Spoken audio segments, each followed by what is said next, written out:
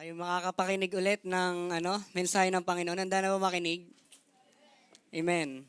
So pray muna tayo. Lord, maraming salamat po sa araw na ito. Nagsama-sama po kaming muli upang makinig ng inyo pong salita. Panalangin po namin, Panginoon, ay bigyan niyo po kami ng kaunawaan.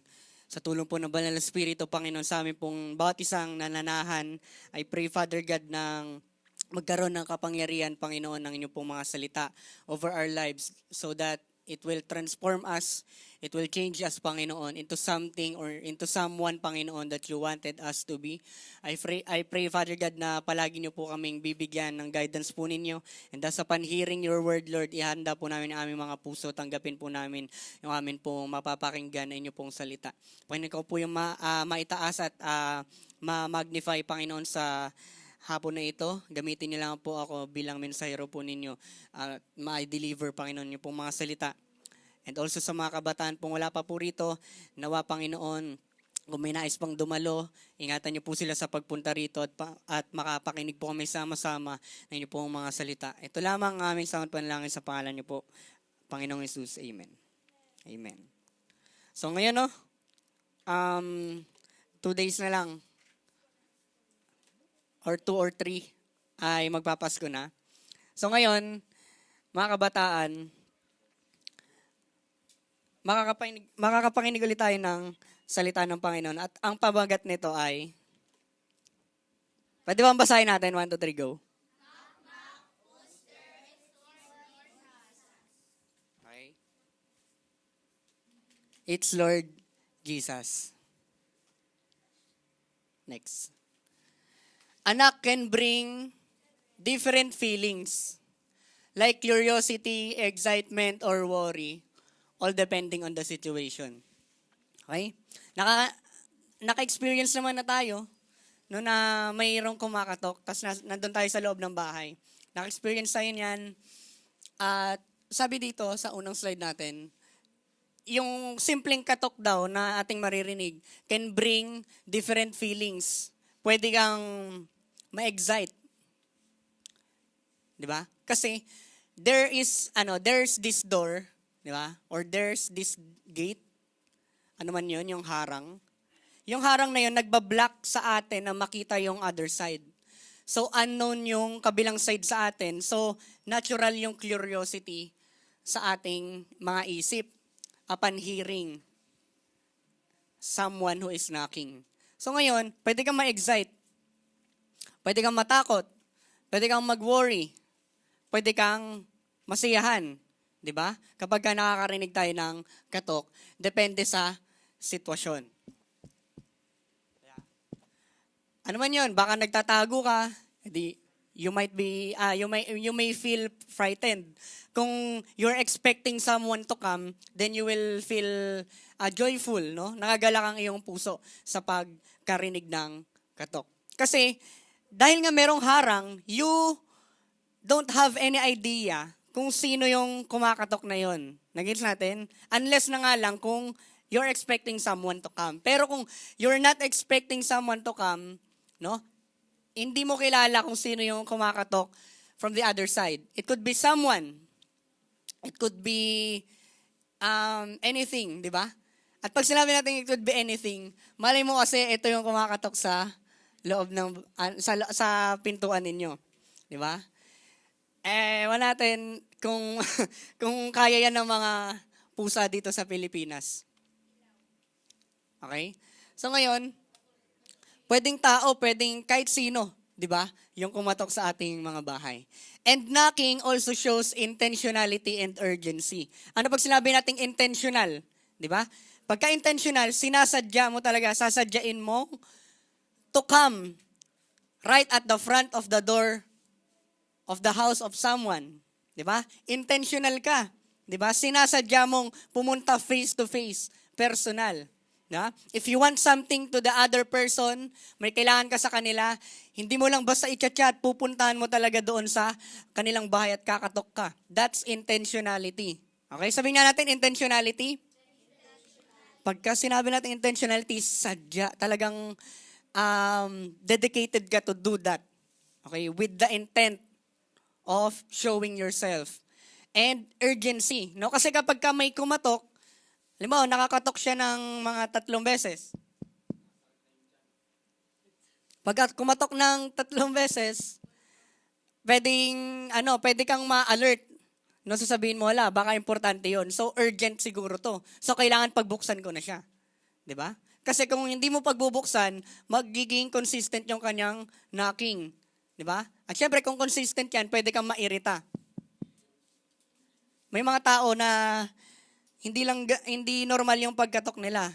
Talagang unusual na na sound yung makikreate. Okay? So yun, makita natin, intentionality at urgency yan. Okay? Sa pagkakatok.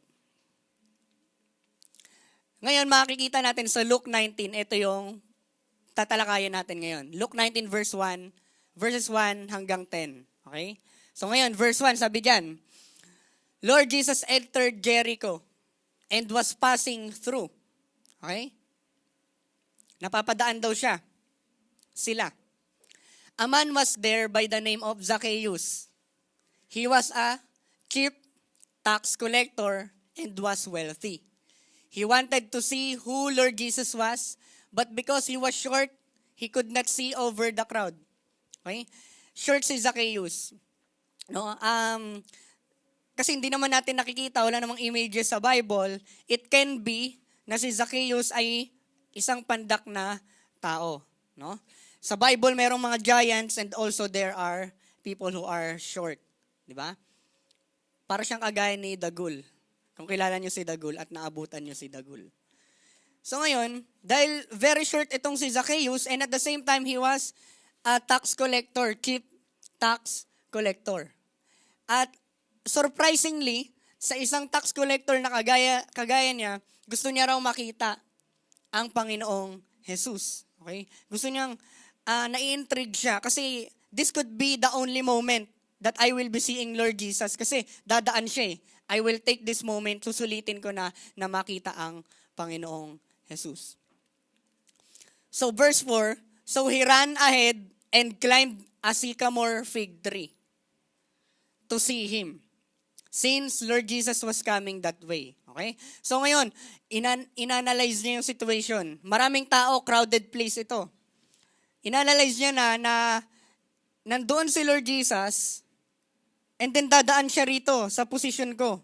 Uunahan ko na siya dahil ako ay maliit na tao, aakyat ako sa sycamore fig tree.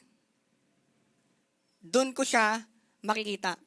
Kasi kapag dumaan na sila dito sa position ko, baka hindi ko sila makita at masiksik ako ng mga tao. So I have an idea to climb to a sycamore fig tree para makita ang Panginoong Jesus.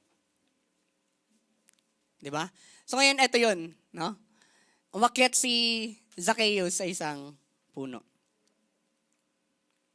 When Lord Jesus reached the spot, okay, nandun na siya. He looked up and said to him, Zacchaeus, come down immediately. I must stay at your house today. Okay? Sabi ng Panginoon, bumaba ka riyan, Zacchaeus, kasi tutuloy ako sa iyong bahay. Okay? Ngayon, it is very strange na meron stranger, first time nyo palang mag-meet, tapos sasabihin ng stranger na yon, kailangan kong tumuloy sa bahay ninyo. Weird siya at scary. Anong gusto mo? Anong pakay mo sa bahay namin? Diba? Hindi naman kita kilala. Pero, syempre, ibang-iba ang Panginoong Hesus sa kanyang approach. Bakit? He mentioned His name. So, hindi stranger si Lord Jesus for Zacchaeus. Although, this is the first time that they are meeting, pero dahil ang Panginoon natin, all-knowing, minention niya yung pangalan ni Zacchaeus. And it is enough for Zacchaeus to feel peace and comfort. Dahil, okay, hindi lang ito stranger, hindi lang ito basta-basta tao, sikat na tao na naririnig ko na nagpapagaling. This person might be something talaga, no? And I am intrigued. Nai-intriga ako kung ano yung kanyang pagkatao. And na-surprise ako na minention niya yung pangalan ko. 'Di ba? Na-realize na natin yan, no? Na minsan nasa public place tayo, tapos may tatawag sa atin. Pag tinawag yung pangalan natin, hindi natin ma-recognize yung tao. Ano na ibig sabihin nun? Baka famous ka na. Marami na nga nakakakilala sa'yo na hindi mo kakilala. Na-experience na ba kayo ng ganun? Yes, no? O baka naman kasi, it can be good. It can be good na maraming nakakakilala sa'yo, pero matakot ka, baka stalker mo na yon. Ha? Sinusundan ka na kung saan ka nagpupunta. Pero syempre, okay, ang senaryo lang ito, Lord Jesus, no. Okay? He knows Zacchaeus' name. He knows Zacchaeus' life. Okay? And gusto niya raw pumasok sa loob ng bahay ni Zacchaeus.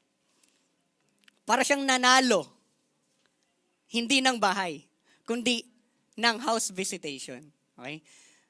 Manunuloy kami sa iyong tahanan. Like, all of a sudden, randomly, oy, Zacchaeus, punta tayo sa bahay nyo. And then, boom. Okay? Ganyan yung scenario. Point number 1, come as you are. Sabihin nga natin? Come as you are. Sabihin mo sa katabi mo, come as you are. Sa Tagalog ng come as you are, lumapit ka kung ano ka ngayon. Okay? Kung ano ka ngayon, ano man estado mo, ano man kinakatayon mo sa buhay, lumapit ka. Come as you are right now. 'Di ba? Kasi hindi na sinabi ng Panginoon na, Zacchaeus, gusto kong tumuloy sa bahay ninyo, pero baka makalat yung bahay nyo, maglinis ka muna, tsaka kami tutuloy. Or Zacchaeus, tutuloy kami sa bahay ninyo, pero I know na parang walang walang handa doon, wala kayong pagkain doon. Magluto ka muna, paghain nyo muna ako, tapos pupunta ako sa bahay nyo. Hindi. Hindi sinabi ng Panginoon na magmi-meet tayo and then you must do something. Or should I say na ini-invite ka ng Panginoon, tapos sasabihin niyang, hindi, mag-prepare ka muna. Bagkus sinasabi ng Panginoon, kung ano man yung estado mo ngayon, nandiyan ka sa puno, di ba? Bumaba ka riyan, I will come to you. We will meet together at your house. Okay, so ngayon, hindi tayo nire-require ng Panginoon, mga kabataan. I don't know, talaga, I believe nakapag-invite naman na kayo ng maraming friends para pumunta ng church. Kadalasang mga replies na naririnig natin, it can be, sinasabi nila, hindi pa ako ready. Sinasabi ng mga kaibigan natin, I'm not prepared. Or sinasabi ng mga kaibigan natin, I am too busy for that. Sinasabi ng mga kaibigan natin, I am shy. No? Pero worst of all, worst na pwede nating marinig, sasabihin nila, parang I feel not worthy to come to the church. Parang hindi ako karapat-dapat para dyan. No? Like, parang sinasabi ng mga kaibigan natin na yon na para kasing ang dumi-dumi ko for the church. Ang dumi-dumi ko to be inside of the church. I must clean myself muna bago ko pumasok ng church. I must wash myself clean. I must be presentable to those people. Ano ba to? Fashion show ba yung pupuntahan natin dito that you should be in a fancy looking dress, fancy looking pants, or yung shoes mo trendy? Hindi naman ganun, di ba? Di ba? This place is not a fashion event. Bagkus, nakakatuwa nga kung merong mga taong nakapambahay lang, no?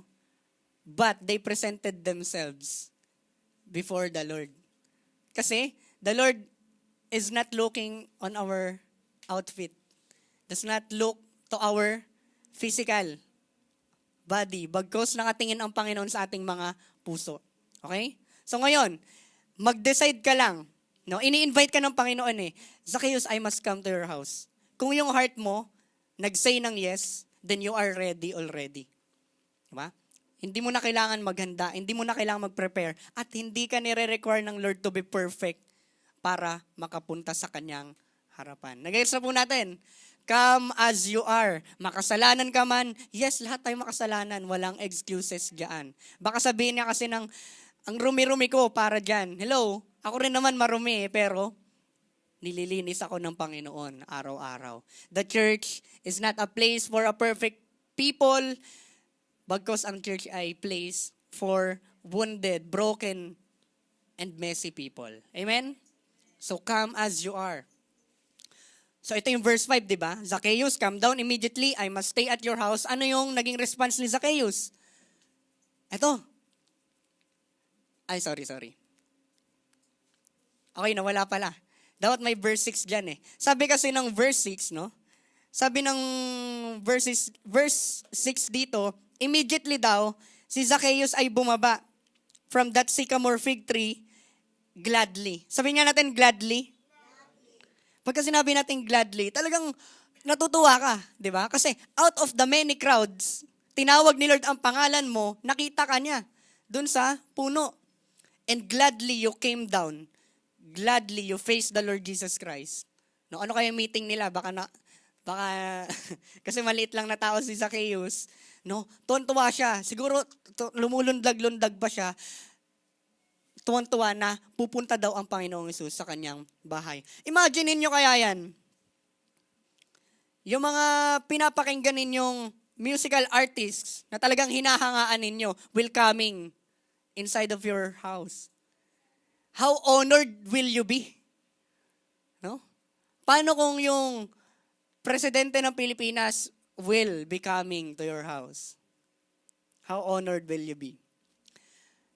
Ewan ko kung nakwento ko na yon sa inyo, pero some of us here, baka nakwento ko na yon. Noong ako'y bata, nakapanaginip ako. Kasi I was a Justin Bieber fan. Nung siguro 6, 7, 8 years old. Nakapanaginip ako, okay? Nasa loob ng bahay namin, nagpapatugtog ako ng Justin Bieber song. Tapos, pumasok si Justin Bieber all of a sudden sa aming bahay. Tapos, pumunta siya sa speaker, nilakasan niya yung sound. Tapos, nagsaya kami doon, tapos nagtalon-talon kami listening to his song. Napaka-random ng panaginip ko na iyon. Pero, I was so happy. Even dream lang iyon. Imagine kung yung talagang hinahangaan mo will be at your house. Di ba? Imagine natin yun. Sino ba ang gusto ninyong mapunta sa inyong bahay? No? Siguro kung pupunta sila sa bahay ninyo, talagang maghahanda ka, maglilinis ka, talagang yung mga kapatid mo na yung mga kapatid mo, siguro sabihin mo, doon muna kayo, di ba? Ayoko na makulit, wag muna kayo maingay, pupunta dito yung hinahangaan ko. Di ba? Pupunta dito yung So ngayon, yun yung ginawa ni Zacchaeus, bumaba siya, he gladly came down. So, like Zacchaeus, Lord Jesus calls us to come as we are, no matter how messy or broken our lives may seem. Diba? I don't know of you mga kabataan, I believe hindi naman, ayoko mag-measure, pero kung nararamdaman natin bawat isa na parang ang kalat ng buhay ko, parang disorganized yung buhay ko. Bakit parang I feel broken? Na parang hindi tama, 'di ba? There's something wrong in me. Kung ano man yung nararamdaman mo right now sa iyong buhay, come to the Lord. Wag mong iti-take regard yung sitwasyon ng buhay mo sa kung sino ang Panginoong Jesus, 'di ba? Kasi kapag ka tumawag ang Panginoon, napakasimple ng sagot, yes or no. Kasi other than that is called excuses. Di ba? Yes or no, simple as that. Pero kung hindi ka makasagot ng yes or no, maybe you are taking regard of these things. No?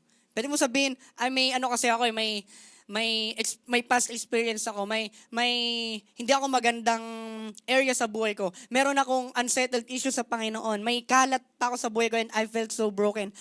I cannot come to the Lord. Hindi.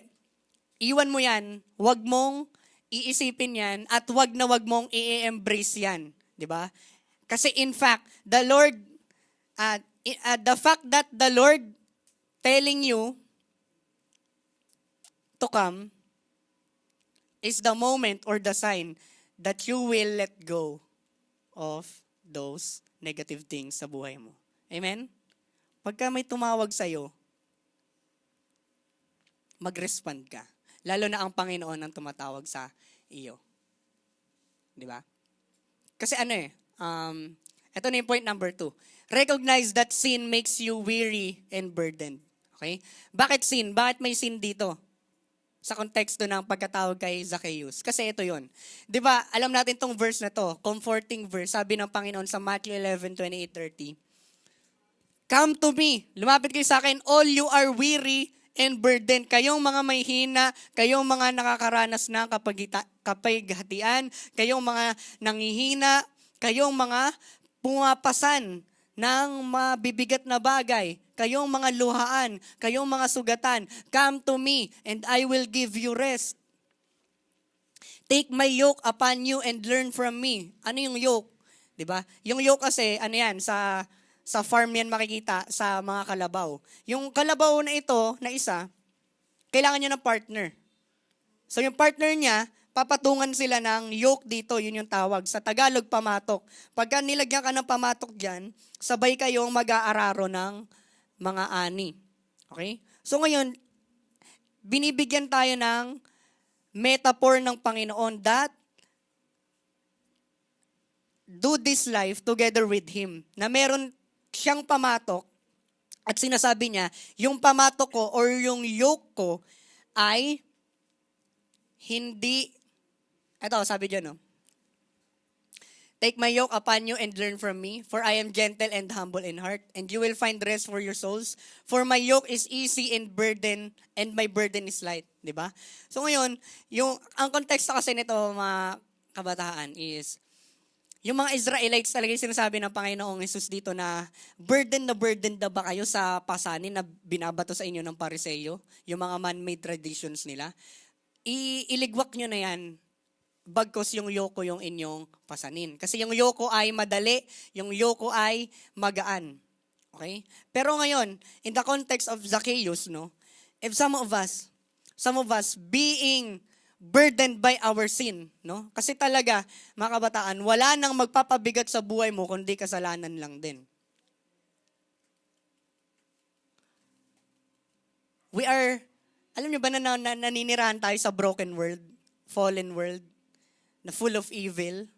'Di ba? How cruel the world is, araw-araw makakasaksi ka ng balita na may nagpatayan.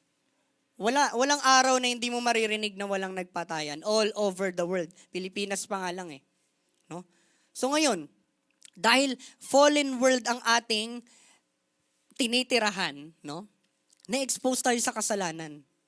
Kaya ngayon mga kabataan, gusto ng Panginoon na talikuran natin, no? Talikuran natin yung ating lumang buhay, yung buhay na may pagyakap sa kasalanan. Kasi yung kasalanan, it will never satisfy your heart. It will never satisfy your soul. Kung talagang masasatisfy ka ng sin, isang beses mo lang yan gagawin, you will be satisfied. Bakit pa ulit-ulit mong ginagawa? That is the sign. And that is the proof that sin is pointless because it only leads you to brokenness and emptiness. Ayos natin. Empty ka kapag tapos mong magkasala, hindi ka ma-fulfilled. No? Nakagawa ka ng mali, or halimbawa, nagsinungaling ka, I felt bad.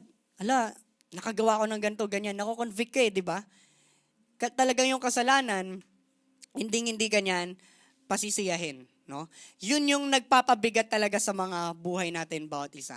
So ngayon, ano nga yung point number 2? Sin makes you weary and burdened. So ngayon sinasabi ng Panginoon, no, kayo, na mga broken people, we are all broken people. Dahil sabi ng Romans 3, lahat tayo nagkasala at lahat tayo nag-fall short sa glory ng Panginoon. So therefore, lahat tayo may pasan-pasan na mabibigat dahil sa kasalanan, no? Para tayong dinadaganan ng kasalanan on the ground. Pero sabi ng Panginoon, lumapit kayo sa akin kasi bibigyan ko kayo ng kapahingahan, no? Kung yung kasalanan yung palagi ninyong pinupuntahan, paltan ninyo ng presensya ko. Diba? Kasi ito yun Sabi ko, bakit may kasalanan dito? Verse 2, basahin natin. A man was there, no? Review natin. A man was there by the name of Zacchaeus. He was a chief tax collector and was wealthy. Ano ba yung pagiging tax collector? Kasi ito, anin natin to. Konteksto ng Pilipinas. Halimbawa, nasakop tayo ulit ng Espanyol. Sinakop ulit tayo ng Espanyol. Ngayon, overpowering yung Espanyol sa atin. Tapos, yung iba sa mga kababayan natin, sabi ng mga Espanyol, magtrabaho kayo sa amin, mangongolekta kayo ng buwis. Okay? Di ba nagbabayad tayo ng tax? I know wala naman tayong trabaho, pero alam nyo ba mga kabataan, kapag bumibili kayo sa tindahan, sa mga grocery stores, you are paying your taxes already. Okay? Yung tax na iyon, pondo yun ng gobyerno para rin sa atin. Yung mga nakikita ninyo sa paligid ninyo, yung school ninyo, yung school natin, yung kalsada na yan, yung highway na yan, yung overpass na yun dun sa kanto, sa highway, that is all a result of our taxes. Diba? Lahat ng mga tao merong tax, iipunin yun at gagamitin yun ng gobyerno for the greater good din natin bawat isa. Ano nangyari dahil sakop sila ng Roman Empire this time? Okay? Yung tax na yon hindi gagamitin for the good of people. Bagkus yung tax na yon kokolektahin at gagamitin sa pansariling hangarin. For power. Yun yung ginagawa ng Roman Empire. Okay? So ngayon, parang yung mga tax collector, mga puppet ng Romano. So ngayon, ano sasabihin ng mga kababayan nila? Traitor kayo, ba't kayo nagtatrabaho sa hindi natin kalahi? Ba't kayo nagtatrabaho sa mga Romano? Di ba? Makasalanan kayo. Taksil kayo sa ating sariling bayan. Spiritually unclean kayo. Okay, ganun ang pakiramdam pagka tax collector ka. At trivia lang, no? Kasi isa sa mga disciples ng Panginoon ay dating tax collector pero binago ng Panginoon. Si Matthew. Yan, no? Ay, si Luke pala yan nandyan. Yung kanina si Matthew. Okay? So ngayon, hindi lang siya tax collector. Sabihin na natin, chief tax collector. 1, 2, 3, go. So siguro pagka ikaw yung chief tax collector, ikaw yung pinaka-boss sa lahat ng mga tax collector. Ano yun? Diba? Ito, work for Roman Empire, collecting taxes from their own people and often overcharging to enrich themselves. Ang buwis mo, 50 pesos lang, sisingilin ka 100. Pay ganon.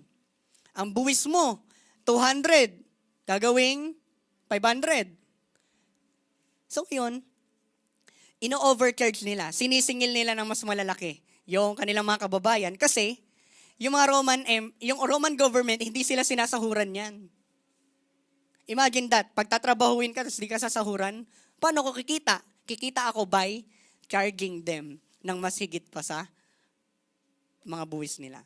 So naging sa atin, may utang ka sa Roman government na 30,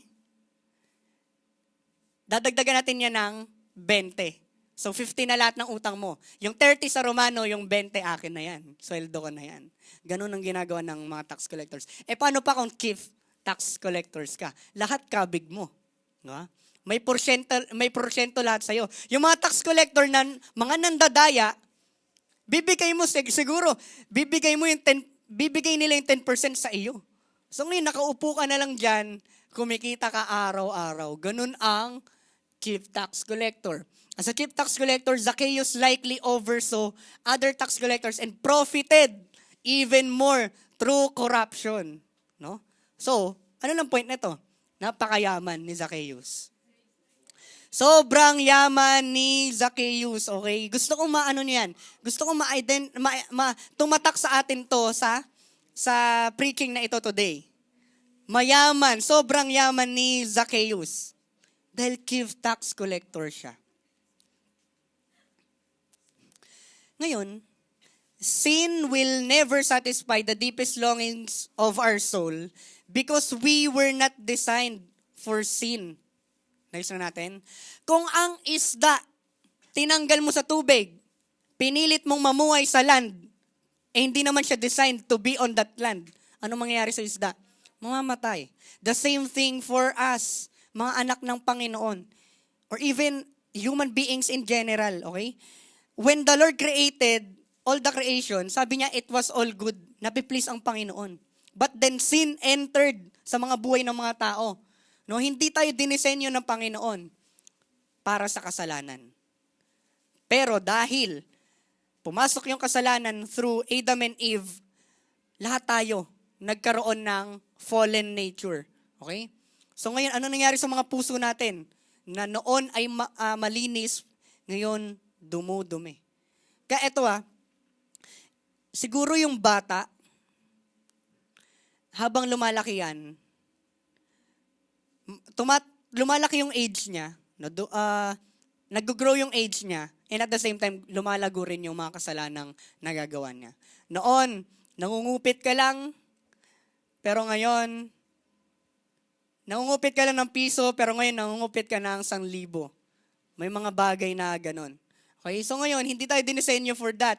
We were created to live in communion with God, reflecting His holiness and love, no? Kinreate tayo ng Panginoon to be in His presence. Nasaan ba ang mga tao noon? Nasa Garden of Eden. Pero dahil may presensya sila ng kasalanan sa kanilang mga buhay, nag-decide si Lord na paalisin natin sila sa Garden of Eden because the presence of sin is not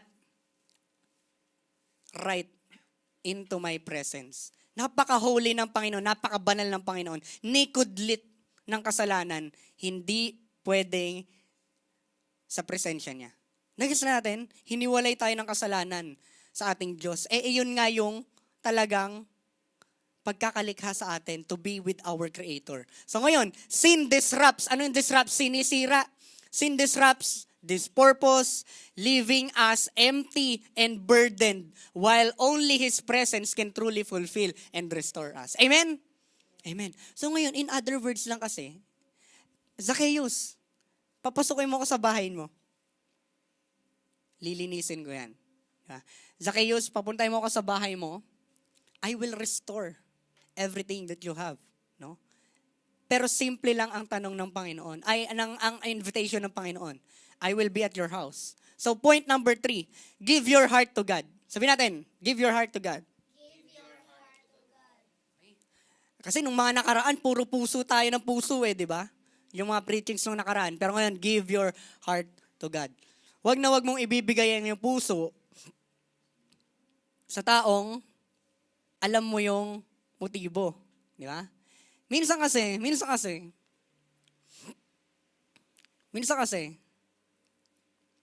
ako karanasan ko rin to no? Karanasan ko rin to. May ibang mga tao mabait sa iyo, pinapakitaan ka ng kabutihan, pero may tinatago pala silang motibo over you. No? Na on the surface, eto, sa nakikita mo, sa surface, mabuti yung kanilang hangarin, pero deep inside, masama.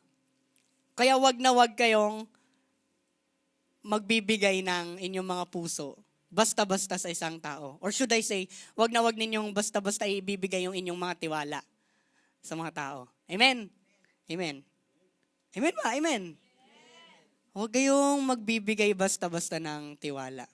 Kasi hanggang saan mo ba ako? No? Hanggang saan mo ba ako kayang ipaglaban? Mga ganun. Diba? Pero hindi. Give your heart to God. So ayun na nga. So he came down at once and welcomed him gladly. Like Zacchaeus, climbing down from his lofty perch, we must cast aside our pride and comfort at once. Sabihin nga natin, pride and comfort. Kasi kung hindi bababa si Zacchaeus dyan, it could be na merong pride at meron siyang comfort na nararamdaman doon sa puno. Ay, hindi Lord, okay na ako dito. No, hindi mo kailangan pumasok sa bahay ko. Okay na ako dito sa puno. Sige, dumaan ka na. No? Hindi. We must cast aside that. Kailangan nating isang tabi yan. Welcoming Christ into our hearts with a joy that only His presence can stir. For in Him alone, we can find the life we were truly made for. Okay? So ngayon, ibigay mo yung puso mo sa Panginoon kasi alam mong iingatan niya ng Panginoon. Ibigay mo yung puso mo sa Panginoon kasi alam mong i-maintain niya yung cleanliness niyan.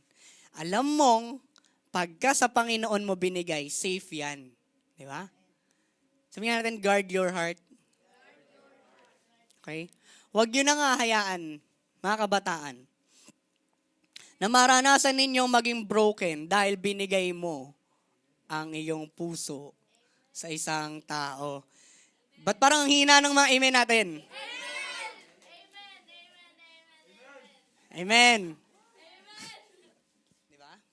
So, give your hearts to God. No? Kasi ito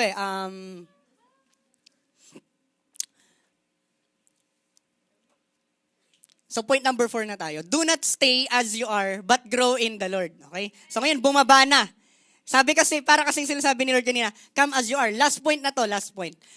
Pagbaba ni Zacchaeus, pinakita niya na, sige, Lord, I am ready. I am coming to you as I am right now. Okay? Ngayon, yung come as you are, hindi pwedeng maging stay as you are. Okay? Pagka tinawag ka ng Panginoon as you are, hindi ka pwedeng manatili sa estado mong yan. Kasi His love will automatically transform you. Okay? Kasi hindi ka, okay? Imagine natin yung buhay natin. Ano ka nung first time mo umattend dito sa FCF? Are there any growth? Growth sa knowledge, no? Siguro kahit isang Bible verse, wala kang alam. Knowledge yon. Nag-grow ka by your desire, no? Noon tinatamad ka pa talaga mag-attend. Pero ngayon hindi ka na pinipilit. Bukal na sa loob mo na kailangan kong umattend, no? Yung buong linggo ko hindi kompleto kung hindi ako makakarinig ng salita ng Panginoon. So ngayon, tignan natin yung pagkatawag sa atin ng Panginoon, di ba? Come as you are. Sinasabi, pre, ayoko muna umattend, wala pa akong ligo eh. Hindi! Pumunta ka dito kahit wala kang ligo. Ano nangyari? Araw-araw na, linggo-linggo na naliligo. Di ba? Hindi. Kasi, hindi sinasabi ng Panginoon na stay as you are. No. Come as you are and I will change you. Okay? So ngayon, ano nangyari kay Zacchaeus? Kasi tinawag siya ng Panginoon, meron kasing transformation sa kanyang buhay. So ngayon, ito yung mga all the people saw this and began to mutter, he has gone to be the guest of a sinner. Like nagbulong-bulungan sila, bakit mo pipiliing mapunta sa isang bahay ng notorious na kriminal, chief tax collector. Para kasi si Zacchaeus, okay? Chief tax collector siya. Para siyang ang boss, okay? Para siyang leader ng lahat ng sindikato. Tapos pipiliin ni Lord mapunta sa tahanan niya. Hello. Grabe, no? But Zacchaeus stood up and said to the Lord, eto na, nandun na sila sa loob ng bahay. Sabi ni Zacchaeus, look, Lord, here and now, ngayon na to, Lord, here and now, I give half of my possessions to the poor. And if I have cheated anybody out of anything, I will pay back 4 times the amount. Oh, napakarami niyang nadaya. Di ba, napakayaman niya? So, kung dinaya ka niya 50 pesos, makakatanggap ka 200. Okay? And we are not talking about small amount of money here. Tax to ng mga Hudyo. So, ngayon umaabot siguro ito, estimate natin mga 5K. Kung nadaya ka ni Zacchaeus ng 5K, meron ka ng 20K. Eh, paano kung buong buhay mo, nagtatax ka na sa Roman government? Nung sabihin natin, na sumatotal na bayad mo na sa Roman government is 50,000, you will have 200,000. Ibabalik niya yon 4 times. And ito pa nakakatuwa. Ibibigay niya raw sa mga mahihirap. Nakita ba natin yung pagbabago? Amen. Kasi, ito yun guys. Minsan kasi tayo, okay, ito yun, no? Losing something is a part of growing. Basahin niya natin. Hindi mo malalaman na ikaw ay lumalago kung walang nawawala sa'yo. Amen. Ano kaya yung kailangan nating walain? Amen? Baka mamaya, yes, exactly. sin talaga will soon mawawala sa atin. Given yan. Pero kasi may mga bagay na kailangan nating i-let go, no? Na talagang alam natin masama yun, na hindi yun beneficial for our walk to the Lord Jesus Christ. And kapag kaya mo nang mag-let go, that is when you will see na ikaw ay lumalago. Na ikaw ay binabago na ng Panginoon. Kasi ito yan, mga kabataan. A friend of mine have said, sabi niya sa akin, kasi yung tayo kasi, takot tayong mawalan. Sino ba hindi takot mawalan? Takot tayong mawalan, di ba? Ayaw natin mawawalan tayo. Gusto natin meron tayo. Pero ito kasi yan. Meron sa atin, takot mawalan. Kasi pagka lumapit tayo kay Lord Jesus Christ, alam natin mayroon mawawala sa atin. Pero alam nyo ba, sabi ng kaibigan ko, hindi ka nawalan if nagain mo si Lord. Englishin natin. You never lose something if you gain the Lord. Because if you gain the Lord Jesus Christ, you have everything. Okay? Yung na-let go mo, will nothing be compared sa na-gain mo, sa natanggap mo. Di ba? So, sino yun, no? Talaga, mga kabataan, pwedeng mawalan tayo ng mga interest. No? Noon, interest ko talaga to, pero nung binago ko ni Lord, boom, nawala. Meron tayong mga kaibigan na nawala that we have to let go. That we have to cut off dahil hindi talaga sila beneficial. No? Threat sila sa akin. No? Kasi ito yun, mga kabataan, sasabihin ko sa inyo yung secret. Kapag ka baby Christian ka pa, okay, kakasimula mo pa lang, baby Christian ka, kailangan mo ng extensive na care. Kailangan mo ng nurture. Di ba? Kailangan mo ng pag-aalaga talaga ng caregiver mo. Di ba?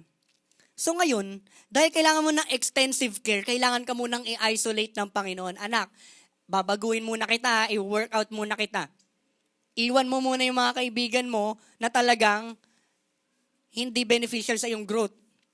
Okay? Pero hindi ko sinasabing final ito. Hindi ko sinasabing iwan mo na sila totally. Kasi kung equip ka na, lumago ka na, naging mature ka na, uutusan kitang bumalik sa kanila, i-reach out mo sila.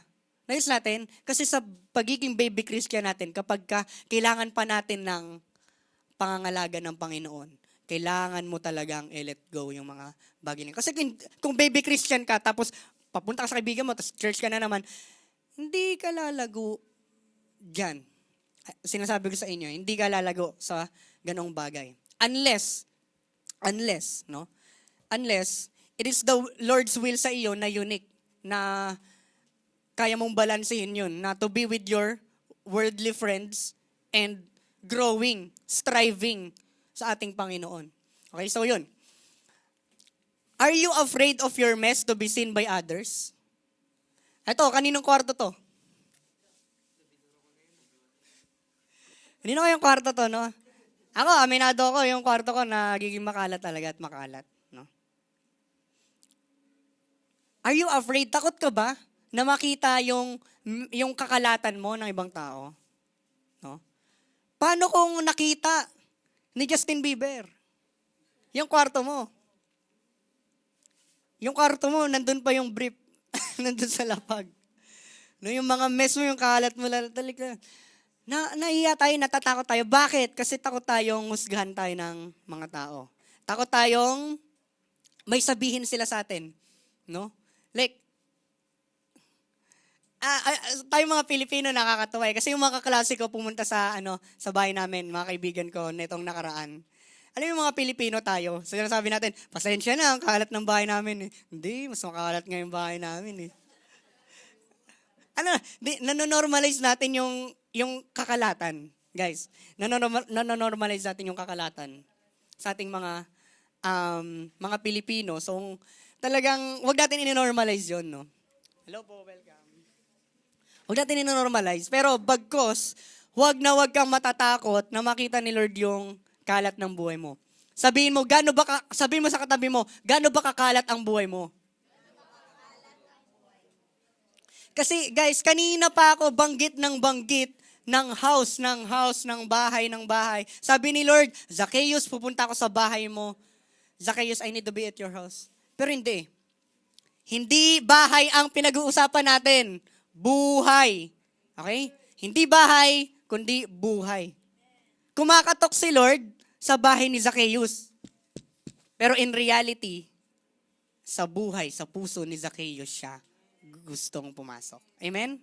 So ngayon, no, ito representasyon lang to. Yung bahay natin may kalat, no? Yung CR natin marumi. No, may mga areas na puno ng alikabok at dumi at may iba pang parts na mabaho. Pero huwag mong kakatakutan na papasukin ng Panginoon. I-invite mo siya sa mess ng iyong buhay kasi He will clean all of that. But if you allow Him so. Kasi napaka-respectful ng ating Panginoon. Alam niyo ba mga kabataan? Merong karapatan si Lord na kunin ka na lang. Very sabi ni Lord, anak, ang kulit-kulit mo eh. Babaguhin ko na yung buhay mo, puwersado to, wala ka nang magagawa, babaguhin ko na yung buhay mo. Babaguhin ko na yung mga desires mo, babaguhin ko na yung intentions mo. Hindi ganun si Lord, hindi na mamersa si Lord. With all due respect pa rin. Ano nga yun? Bakit siya kumakatok? Kasi, ang taong hindi na kumakatok, feel at home na. Ang taong dire-diretso na sa bahay, wala nang respeto sa tao, sa loob ng tao sa bahay, yung may-ari ng bahay. How amazing is that na ang Panginoon, kahit pagmamay-ari ka niya talaga yung buhay natin, kumakatok pa rin siya to ask permission sa bawat isa sa atin to. Papapasokin mo ba o hindi? Di ba? Ang amazing na respectful si Lord sa atin. Na hindi niya inaari na kanya ka. Kahit kanya ka talaga. Kasi gusto niya manggaling yun sa iyo. Okay? Like pag pinapasok mo si Lord sa iyong, may ground. Hindi ko alam. Like pag pinapasok mo si Lord sa iyong buhay, no? Pinapasok mo si Lord sa buhay mo. Ano mo siya? I-allow mo siya na, Lord, nakakahiyaman po ang dumi-dumi ng buhay ko. Talaga may mga past experience mo na hindi maganda. Pero Lord, ini-invite po kita maglinis tayo. Yeah? Alam niyo ba na ang Lord, sa mga napapanood natin sa social media, yung mga satisfying videos ng mga cleaning, mga deep cleaning, di ba? Ang sarap panoorin. Napakasarap din panoorin ng Panginoon if you are inviting Him to clean your mess. Amen? Kaya wag ka matakot. Sabi mo sa katabi mo, wag ka matakot. Huwag kang matakot, okay? Basta huwag kang matakot. Lilinisin niya ng Panginoon. Kasi minsan ito, meron lang nakakalungkot. Yung mess natin, naging idol na natin. Paano nangyayari yon? Minsan, sa buhay natin, no, meron ba tayong something sa bahay natin na hindi na natin talaga ginagalaw? Meron na hindi na ginagalaw, no? Like, tinatamad ka ng galawin kasi alam mong anik-anik niya, makakalat na yun. Naiinis ka na lang pagka titignan mo. So, anong ginagawa mo? Hayaan mo na lang siya magstay dyan. Pero, eto, kung nagtitake ng malaking espasyo yan sa loob ng buhay mo, better to remove it. Have the courage to remove it. Diba? Kasi, kung wala kang courage na i-remove yan, baka naging idol mo na yan sa iyong buhay. What I mean by idol, baka naging okay na lang sa iyo na nagtitake ng malaking espasyo yung negative na bagay sa puso mo na hindi mo na inaalis at hindi mo na tinitignan as a mess. Ano na tinitignan mo? Decoration. Mag-iingat po tayo mga kabataan na yung mess natin naging maganda sa atin at naging decoration. Okay? So, how can the Lord clean and change it if you are hiding it from Him? No? Actually, wala ka na maitatago sa Panginoon. Alam niya na yan, nakikita niya na yan. Gusto lang ng Panginoon na kasama ka sa decision making na, Lord, let's have a deep cleaning sa buhay ko. Lord, wala pa akong maibibigay na amount eh. Talagang, Lord, linisin niyo po ito. Ikaw yung greatest cleaner of all time. Ikaw yung greatest janitor of all time. Ikaw po yung greatest organizer of all time, linisin niyo po ito. And, Lord God, ayoko na pong itago to sa inyo. Alam ko po, nakikita niyo na to eh. Di ba? And kapag ka, ito mga kabataan, kapag ka, inalaw natin si Lord na baguhin at linisin yung ating mga buhay, you will be amazed how clean your life will be. You will be amazed how shiny it will be. That your house, that full of darkness once, will now have shining of the light of the Lord. Amen? Gusto mo ba magliwanag yung bahay natin? Ang sarap. Ang sarap na nandoon yung liwanag. Kaya ngayon, again, nirerespeto ng Panginoon yung atin pong mga buhay. Hindi po siya papasok dyan nang tatadyakan niya na yung pinto. Wala na katok-katok, pak! Papasukin mo ko dyan, maglilinis tayo. Hindi. Nirerespeto ng Panginoon yun sa iyo. Grabe no, nakakahiya na lang sa Panginoon. Diba? So, do not be afraid of your mess. He already sees and understands you. Ito yon yung word. Okay? Ayaw mong ipakita yung bad side mo, ayaw mong ipakita yung mess mo kasi alam mong hindi ka maintindihan ng mga tao. Pero ang Lord iba. Anak, I know, I understand bakit nandyan yan sa puso mo, sa buhay mo. Pinatagal mo yan. No? And look, tingnan mo tuloy, naging epekto dahil pinatagal mo. Pero anak, naiintindihan kita sa lahat ng mga pinagdaanan mo. And let me help you to remove that. Let me help you to clean that. Kasi kung tayo lang talaga hindi natin matatanggal yung mga mess natin sa buhay. 'Di ba? Like I believe sinabi na natin tong phrase na to. Lord, sorry talaga, ayoko na talaga tong gawin, pero ginagawa ko pa rin. No, like nasabi na natin na Lord, talagang gusto ko nang i-let go to pero hindi ko talaga ma-let go. Kung tayo lang hindi natin 'yun magagawa, pero kapag kakasama natin si Lord, tiyak na magagawa natin 'yun. Okay? So ngayon, Lord Jesus said to him, "Today salvation has come to this house." Diba? Because this man too is a son of Abraham. For the Son of Man came to seek and save the lost. No? Hindi na parito ang doktor para sa mga walang sakit, kundi na parito ang doktor para sa may mga sakit. At lahat tayo may sakit. Hindi physical na sakit, kundi spiritual condition, which is yung kasalanan. Aminin lang natin sa Panginoon that we are sinners. And we are burdened by our sin. Lord, pagod na ako sa pagdadagan ng kasalanan sa buhay ko. Lord, isusurrender ko na po ang lahat sa inyo. Lord.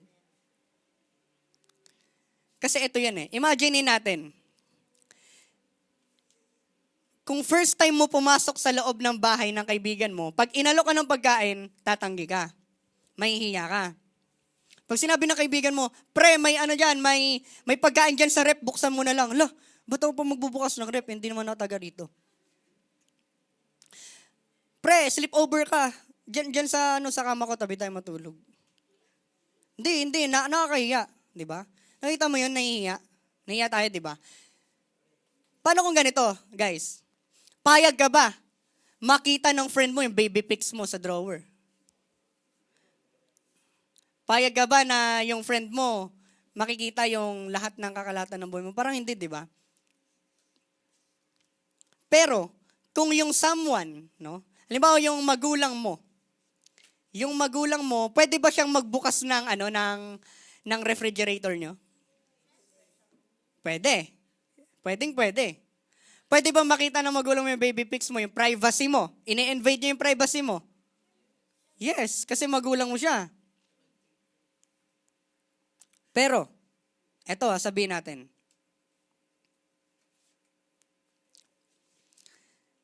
Si Lord Jesus Christ kasi, tinuturing natin as a stranger. Kung stranger ka, hindi ka makakagalaw, makakamove freely sa bahay. Diba? Hindi ka makaka-roam sa bahay. Like, pre, ba't ka nandyan? Attic na namin yan. Hindi, pre, may observe lang ako dito. Hindi ka makakapunta doon. Pre, ba't nandito ka? May secret basement kami, ba't ka nandito ka? Hindi, pre, nag-explore lang ako. Walang ganun, di ba? Pero, kung hindi natin tinatrato si Lord na stranger, kundi may-ari na talaga ng bahay natin, may-ari na ng puso natin. Kapag ginawa natin yun, Lord, ikaw na yung may-ari ng puso ko, lahat ng pasikot-sikot dyan, alam mo. Lord, ituro mo kung ano yung tatanggalin, tanggalin natin. Bold yun na prayer, mga kabataan. Pero, kung will yun ng Panginoon at alam mo nakakasama sa iyo, why not hindi mo ipatanggal sa Panginoon? Maybe kasi baka meron ng addiction sa loob ng heart natin, meron ng idolatry sa heart natin, meron ng over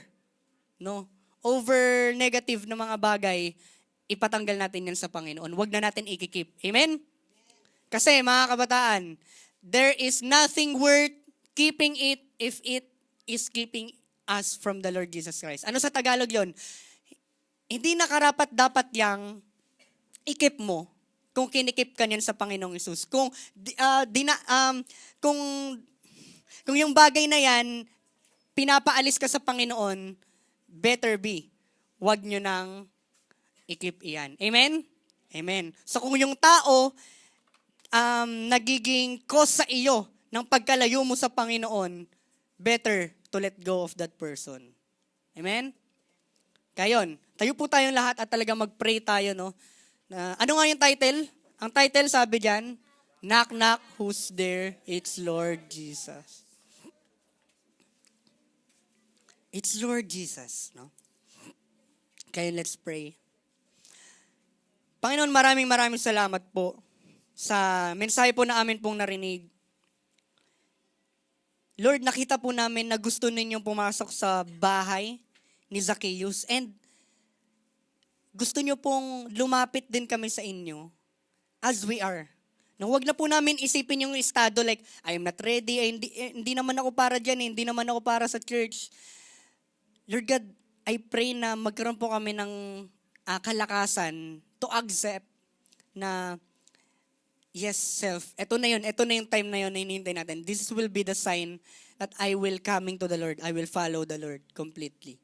And the Lord is not asking us to be perfect first, to be at His presence. Hindi. Lahat po tayo imperfect people. And that's okay. That's enough. Kasi dun nga mas nag-work ang Panginoon sa mga broken, sa mga imperfect people. How can the Lord heal someone who is not sick? Kaya admit po natin, mga kabataan, turuan niyo po kami, Panginoon, to admit it for ourselves na we are broken, that we are really need of your saving. We really need your help, Panginoon. And dahil po kami ay nagkaroon na ng relationship sa inyo, babaguhin niyo po kami, Lord God. Napakahirap po ng pagbabago. There will be times na may isip namin to give up, no? And there will be a time na kailangan po talaga naming i-let go yung mga bagay-bagay sa buhay namin. Lord, alam po namin na ginagabayan niyo po kami that you will sustain us and you will give us courage to let go of those things na talagang mga bagay na nakakapagpalayo mula sa amin sa inyo. Panginoon, change us completely. We are focusing on the house, mga bahay, pero hindi po kayo napunta para sa bahay lang, kundi nagpunta po kayo para sa mga puso at buhay ng bawat isa. Panginoon, I pray na bigyan niyo po kami ng desire pa, Panginoon, na makilala at marinig pa yung mga word, Panginoon, sa mga susunod. At ito lang po ang aming panalangin sa pangalan niyo lamang po, Panginoong Jesus. We are gladly and we are joyfully accepting you, Father God, into our hearts, to be our King, to be the rightful ruler of our hearts. Wala na pong iba pang dapat mag-control nito. Not even myself, not even ourselves. Kasi kung ako yung magmamaneho ng buhay ko, maraming aksidente, maraming mga bunggo, maraming mga tickets ang mangyayari. Pero kung ikaw po yung magdadrive, it will be smooth. It will be amazing journey of our lives. Sa iyo lamang po ang lahat ng glory. In the mighty name of Lord Jesus Christ, everybody will say Amen and Amen.